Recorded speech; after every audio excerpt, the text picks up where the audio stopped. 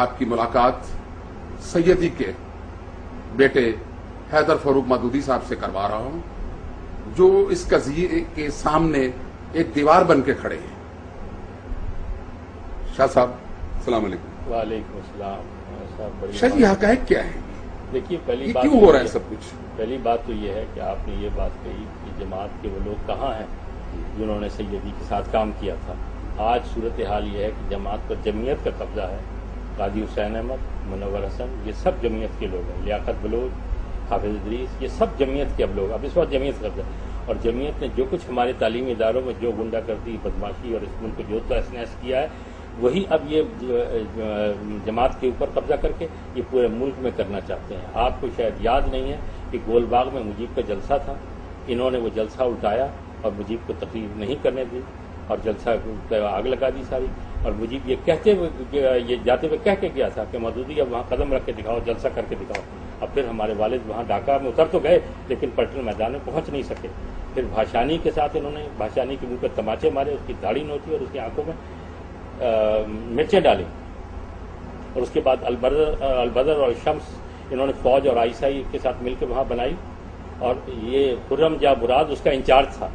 और हबूबुर रहमान कमीशन उस गवाह है कि उस बदबख्त ने, शैतान ने, ये खुर्रम मुराद ने 15 बंगालियों को लाइन में खड़ा करके 303 की गोली टेस्ट की है। इन्होंने इस मुल्क की जड़ बुनियाद हिला के रख दी है। मजहब के नाम पर गुंडागर्दी, बदमाशी, ये उसी का ही शाख्साना है और वही उसी के हम भी शिकार हो रहे हैं। निशा जी, असल मसला जो है ना जी, हम जिस बात पे आज प्रोग्राम कर रहे हैं, देखिए उसी को मैं आगे ला रहा हूँ। देखिए, हाजिर हुए हैं। मैं एक मिनट जरा मेरी बात खत्म हो लेने दीजिए। देखिए, जो तालीमी इदारों में जो कुछ इन्होंने किया है, जिस तरह से लोगों को कत्ल किया है, जिस तरह की, और वो लोग जो हमारे वालिद से शिकायत करने आए, और जबकि हमारे वालिद ने कहा कि जब वो उनसे कहिए कि अपने बच्चों से कि वो हमारे जो तलबा तंजीम है उसकी मुखालफत न करें, अगर वो करेंगे तो फिर यही होगा। वो उन लोगों की बददुआएं आज हम तक पहुंची हैं, और हमारे साथ जो कुछ हो रहा है ये उन लोगों की बददुआएं हैं जो हम तक पहुंची हैं। और हम इसे बड़े ठंडे पेटों में बड़े, हम ठीक है, ये मुकद्दर समझ के हम इसे बर्दाश्त कर रहे हैं कि ठीक है, जिससे हमारे ही पाले हुए हैं और हमें न भौंकेंगे, हमें नहीं नोच खाएंगे तो और किसको नोच खाएंगे? इनका हक बनता है कि हमें नोच खाएं। और शाह जी, मुझे बताएं कि आज जो कुछ हो रहा है, इससे पहले क्या काजी हुसैन अहमद की क़यादत तक कोई ऐसे मामला काजी जब पहली दफा जब हुआ था, पहली दफा जब हमला हुआ था तो काजी ने करवाया था सारा। मैं लाहौर पाकिस्तान में था, मैं हिंदुस्तान गया हुआ था। यही 150-200 लड़के आए और उन्होंने आके मेरा सामान उठा के बाहर फेंक दिया। मेरी बीवी और मेरे बच्चों को एक कमरे में बंद कर दिया। 3 दिन तक वो अंदर बंद रहे और उसे हम बाहर निकलने नहीं दिया। और उसके बाद जब मेरी बीवी थाने गई तो उन्होंने कहा कि जनाब मियां उस्मान जो MNA है जमात इस्लामी, उन्होंने मना किया कि जनाब FIR होगी। उसके बाद मैं हाईकोर्ट गया, हाईकोर्ट जाके राजा अफरासियाब थे हाईकोर्ट के जज, उनसे कह के FIR दर्ज करवाई। वो FIR लेके मैं तारिक खोसा साहब जो SSP थे उनके पास गया। उन्होंने कहा जहाँ जमात इस्लामी और जमीयत के अगेंस्ट है, मुझे 5 लाख रुपए आप रिश्वत दीजिए, तब जाके मैं इसको अमल करवाऊँ। तो मेरे पास तो भाई 5 लाख नहीं थे अमल करवाने के लिए। और उसके बाद मैं थाने में फिरता रहा, उसके बाद फाइल ही कभी नहीं मिली। तो अच्छा शाह जी, बात इतनी है कि आज ये जो घर है जी, जिसकी अराजी 2 कनाल है, 5 कनाल हो गया, जितनी भी है, और हम 9 बहन भाई हैं, हम उसमें तकसीम हो गए मुश्किल 10-11 मरले आते हैं। देखिए, अगर 10-11 मरले आते हैं तो 10-11 मरले की कोई कीमत नहीं है। जमात इस्लामी के सामने कोई कीमत नहीं है। जमात इस्लामी के काबरीन के सामने इसकी कोई कीमत नहीं है ये, क्योंकि जमात इस्लामी कोई गरीब जमात तो नहीं है इस मुल्क है, एक अमीर जमात है। उनके अपने असासे बहुत कुछ हैं। और दूसरी बात यह है कि ये घर जो है ये बानी जमात की, उनका जाती घर है, ये कोई जमात इस्लामी की प्रॉपर्टी तो नहीं। मुझे ये तो नहीं पता, मामला खान साहब माफ कीजिएगा कि जमात इस्लामी अमीर जमात है या नहीं है, गरीब जमात है, लेकिन मैं ये जानता हूँ कि जो लोग जमात इस्लामी में आए जमीयत के, वो 1-1 अरबपति हैं, 1-1 अरबपति हैं। उन्होंने वो जनाब जमा इस्लाम और मुल्क कौम के नाम पर, मिल्लत के नाम पर वो लूट मार मचाई है कि अगर मैं आपके सामने तफसील रखूं तो आपकी आंखें खुल जाएंगी। कौन लोग हैं? जी यही लियाकत बलोच और ये सब लोग, काजी, इवन काजी आप देखिए कि काजी ने अपने इंटरव्यू में कहा है कि मेरे वाले साहब मौलवी साहब थे और हमारे घर में एक दिया जलता था पूरे घर में। आज उनकी जनाब इस्लामाबाद में कोठी। मैं पूछता हूँ काजी की क्या कारोबार है, उसने क्या काम किया, मुझे बताइए। कहाँ से आ गई इस्लामाबाद में कोठी और ये रेल पेल और सब। और खुद उन्होंने कहा कि 14 करोड़ रुपए मैंने नवाज शरीफ साहब से लिए थे। अब पहले इनकार किया और मजीद निजामी की गवाही के बाद उन्होंने कहा हाँ जी जिहाद कश्मीर में फंड में लिए थे और उसका कोई हिसाब किताब नहीं, कुछ नहीं। वो लूट मार यहाँ मची। जो जमात इस्लामी के जो अकाबरीन अब तक जो दुनिया में नहीं है, اب ان کی اولادیں ہیں، ٹھیک ہے۔ ہم تو وراثت کی جب بات کرتے ہیں سیاست میں تو نواز شریف کا بیٹا آتا ہے تو ہم کہتے ہیں کہ اس کی وراثت میں ہے سیاست، لیکن بات جو سیدھی آ رہی ہے تو کیا مجھے یہ بتائیں کہ قاضی حسین احمد کے بیٹے کی وراثت ہے جماعت اسلامی، یا خلیل حمدی کی اولاد کی وراثت ہے جماعت اسلامی؟ دیکھیے نا بات یہ ہے اگر وراثت نہیں ہے تو صرف مولانا مودودی کی اولاد کی وراثت آخر کیوں؟ اس کی وجہ یہ ہے کہ انہوں نے ہمیں جماعت و جمعیت سے اس طرح باہر رکھا جیسے کوئی جسے دیکھتے نا پڑیاں بیچنے والے جو لوگ ہوتے ہیں نا وہ اپنی پڑیاں باہر رکھ کے آتے ہیں گھر میں نہیں لے کے آتے، انہوں نے ہمیں اس طرح سے محفوظ رکھا جیسے ڈرگ بیچنے والے جو ہوتے ہیں انہوں نے ہمیں اس طرح سے، اور ہمیں ان کا سب سے بڑا ان کا احسان یہ ہے کہ انہوں نے ہمیں ان ساری چیزوں سے محفوظ رکھا، جماعت اور جمعیت سے۔ بالکل، اور ہمارے والد نے بالکل ہم 9 حکم تھا، یہ ہمارے 9 بہن بھائیوں میں سے کوئی ایک آدمی بھی نہ جماعت نہ جمعیت میں کوئی، اچھا یہ بالکل بڑی اہم بات، بالکل ہمیں اس طرح سے دور رکھا جیسے کوئی ڈرگ بیچنے والا جو ہوتا ہے نا وہ ڈرگ جب گھر میں آتا ہے تو پڑیاں باہر ہی چھپا کے آتا ہے اندر لے کے، ہمارے باپ نے یہ سارے نظریات جو گھر سے باہر رکھے، بلکہ اگر ہم جمعیت کے کبھی کسی جلسے میں کبھی دور سے کھڑے ہوئے نظر آئے تو انہوں نے کہا تمہارا کیا کام تھا بھائی، تم کیا کر رہے تھے، بالکل باہر رکھا۔ آخری کیوں ایسا؟ وہ جانتے تھے کہ اس کے نتائج کیا نکلیں گے، وہ جانتے تھے اس کے نتائج کیا نکلیں گے، انہوں نے ہمیں اس طرح، اور اس کے باوجود یہ دیکھیے یہ ہم پر گنڈا گردی گنڈے اور بدماش چڑھ کے آ رہے ہیں۔ اچھا شاہ جی، کیا موجودہ جماعت اسلامی اور اس کی قیادت سیدی کے نظریات کو چھوڑ بیٹھی ہے؟ دیکھیے بات یہ ہے کہ مذہبی جماعتوں میں بدترین آمریت ہوتی ہے، امیر جماعت سے اختلاف جو ہے وہ کفر کے برابر ہوتا ہے۔ میں آپ کو ایک بات یاد دلا دوں کہ جب جماعت بننے کا قصہ ہوا تھا 41 میں، تو اس زمانے میں مولانا ابوالکلام آزاد نے ہمارے والد سے کہا تھا تم جو جماعت بنا رہے ہو اس کا دستور کیا ہے، تو ہمارے والد نے انہیں دستور دیا تھا، انہوں نے کہا تھا کہ کل اس پر بات کریں گے۔ دوسرے دن انہوں نے کہا کہ اس دستور کے نتیجے میں جو جماعت وجود میں آئے گی وہ ایک فاشسٹ تنظیم ہوگی، اور جماعت کا دستور آپ اٹھا کے دیکھ لیجئے وہ ایک فاشسٹ دستور ہے، اس میں صرف امیر جماعت کا انتخاب ہے اور باقی تمام اختیارات امیر جماعت کے پاس، امیر جیسے آرمی چیف ہے کہ اس کے اختیارات کو کوئی چیلنج نہیں کر سکتا۔ بدترین آمریت ہے، اور اللہ اس وقت سے محفوظ رکھے پاکستان کو جب ان مذہبی بدماشوں کے نام ہاتھ میں یہ ملک آ جائے گا۔ اچھا شاہ جی، مجھے یاد ہے کہ ایک دور میں میں نے میاں طفیل محمد صاحب کا ایک انٹرویو کیا جو پورے پاکستان کے اخبارات میں اس کی اشاعت ہوئی، تو میاں صاحب نے مجھے کہا کہ میں نے تو قاضی حسین احمد کو یہ جماعت جو دی تھی وہ ایک دودھ کی طرح تھی، اور قاضی حسین احمد نے اس میں پانی ڈال کے اس کو لسی بنا دیا۔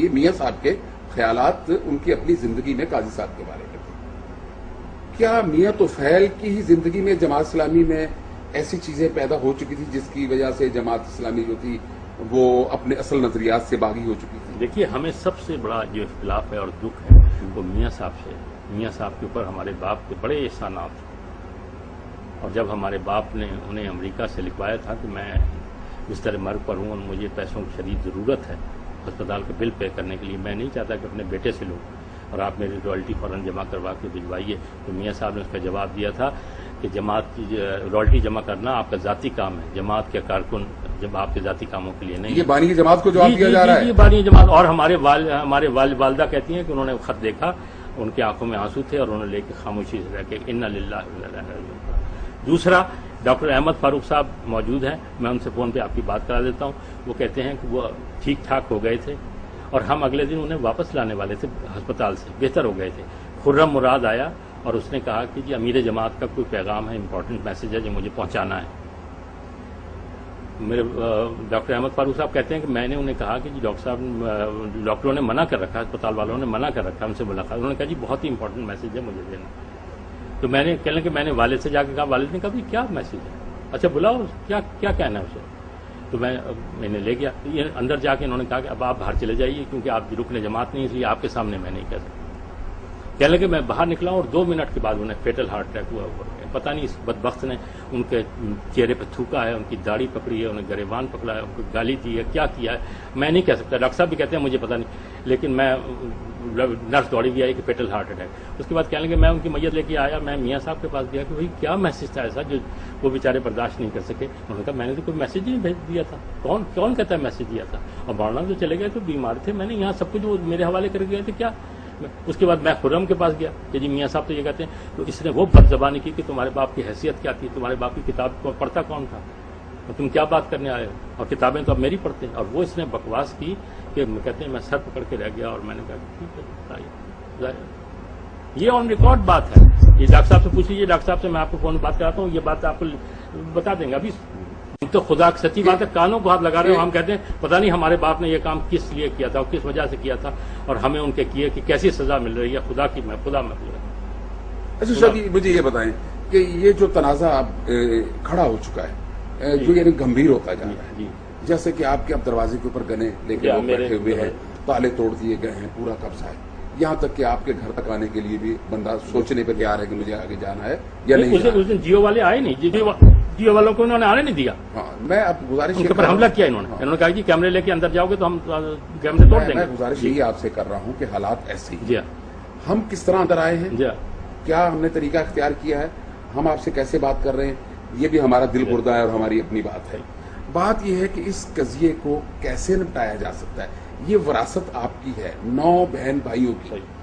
آخر اس مسئلے کو سلجھانے کے لیے کیا جماعت کے اکابرین, مولانا صاحب کے دوست, وہ سب اکٹھے ہو کر یہ جگ ہسائی جو تھی اسے روک نہیں سکتے؟ دیکھیے, ہم سارے پاکستان میں اپنے باپ کے بھائی خواہوں, دوستوں, ہمدردوں سے اپیل کرنا چاہتے ہیں کہ وہ آئیں اور پہلے جماعت کو باہر نکلیں اور اس وراثت کو شرن تقسیم کر دیں. یہ مسئلہ ہی نہیں, ہمارا کوئی مسئلہ نہیں, ہمارا کوئی جھگڑا نہیں ہے. جو ہمارا, ہم تینوں بھائیوں کا حق پہنچتا ہے, جو جس کا حق پہنچتا ہے وہ اس کو دے دیں.